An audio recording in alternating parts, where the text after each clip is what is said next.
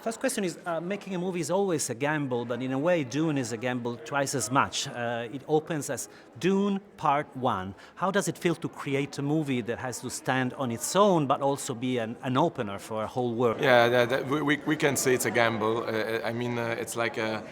But I thought that it was a better idea to do that than to try to compress all that story into one movie. I like challenges. I like, for me, that was part of the game to approach this way, and it's quite. I like, yeah, it's daring. I love it. I love the challenge. For me, it was like. But I will say this. I kept in my mind as I was doing the movie. In the back of my mind, I was saying, if it's the only one, I'm putting all my joy and I put a lot of it, all my energy into it. Like if it was the last movie. Anyway, when you do a movie, you always do it like if it was your last movie. So it's like that's the way to do things. Yeah. The idea of tackling a pre-existing property that's so popular, that's been filmed before, that has many fans that are rabid and waiting for for Villeneuve's version. Was there a pressure on you, on both of you, in fact, because you are creating Paul Atreides, but people has their own Paul Atreides in mind? Was that a big pressure, thinking of all the fans that know the book by heart? Yes. The thing is that the idea was really to go back to the source material, to the book, and I tried with my team to be as close to the spirit. In fact, the good news is that I'm probably among the biggest fan of this book. I love this book since decades, since maybe 40 years. So I am one of these hardcore fans. So my toughest judge was myself. So that I knew, and that was difficult to deal with that judge, I will say. Yes. And what about you? I would say less of pressure from the previous iterations, with huge respect for the David Lynch version, the computer game, the sci-fi version, and more pressure from the amalgamation, as you put it, of a projection of Paul that people had, from being a fan of the book, or, also because it's been a while since, for the first time ever, perhaps, this sort of, technology available to the film too, that an adaptation has been able to be done like this, and also with a master of cinema right now doing it. So I think the art takes place in the head of the audience members, so people will judge for themselves.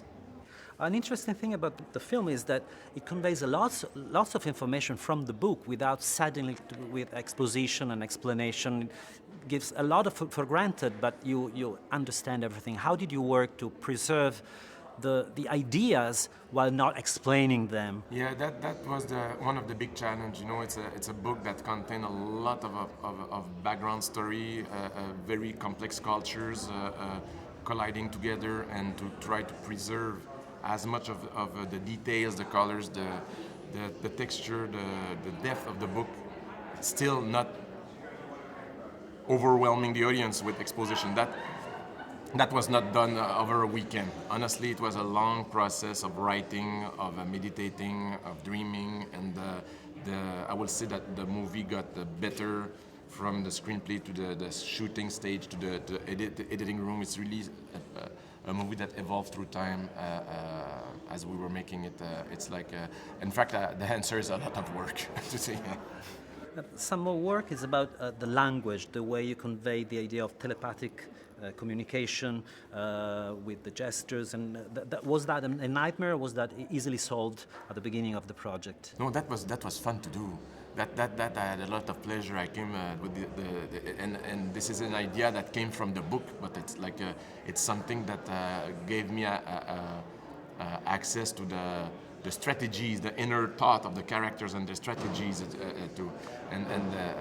so that was just a lot of fun to do. Yeah, and it's a sign language that was designed for the movie by a language expert in LA that designed all those gestures. So the actors were studying this new language that, it was a lot of fun. It was amazing. Yeah, which happened in a way in Arrival. That's why I was asking. Something about Paul Atreides. He's a reluctant leader. He's not the first idea you get of an action hero, because he becomes a hero, but also when he kills for the first time, he has compassion for the person. So how did you work on this character, and then how did you choose Timothe for the part? Well, I love that contradiction. I've never worked on a movie of this size before, and I keep saying it, but I just read in a book recently to live in paradox, not contradiction, and I feel that's perhaps the place that Paul gets to by the end of the movie, and certainly not at the beginning, and certainly not when he's on the, sort of anti-hero's journey that he's launched on after the Gom Jabbar scene. As far as something to play, what a gift to be able to play that in a movie of this size and not to play an archetype or some sort of pastiche of a character, but rather play someone who is in deep conflict about the things that every young teenager goes through in some way, but also the pressures that are unique to Paul, unique to the situation in the Muad'Dib, the prophecy of the Bene Gesserit.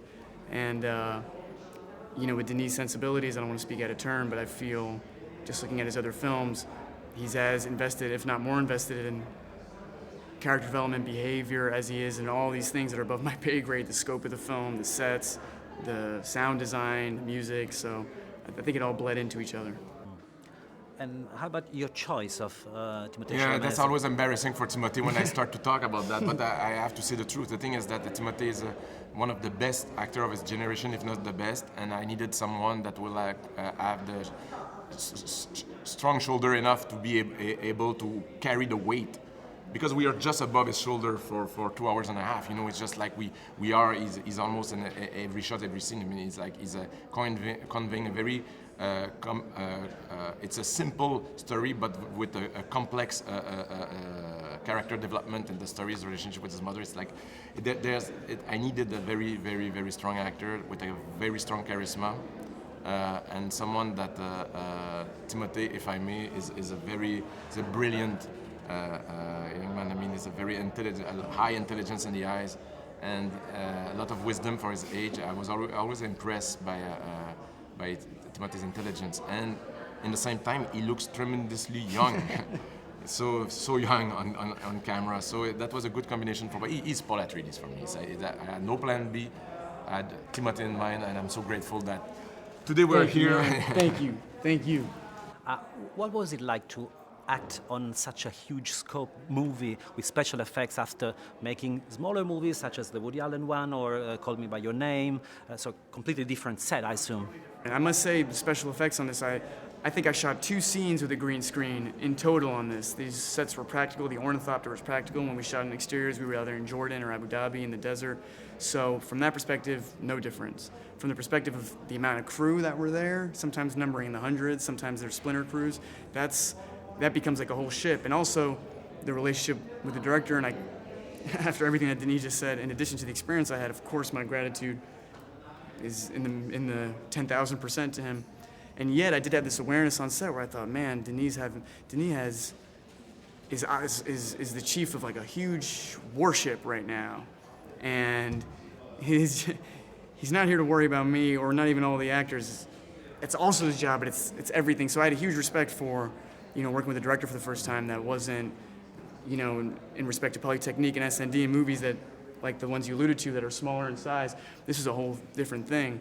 And without talking too much, I'm sorry, I gotta say, on the flip of that, if the first couple days felt like that, or if some days on set where the fans and the machines feel enormous, Denis' creative team is a lot from his other films, so it just felt like stepping into a family, into a carnival.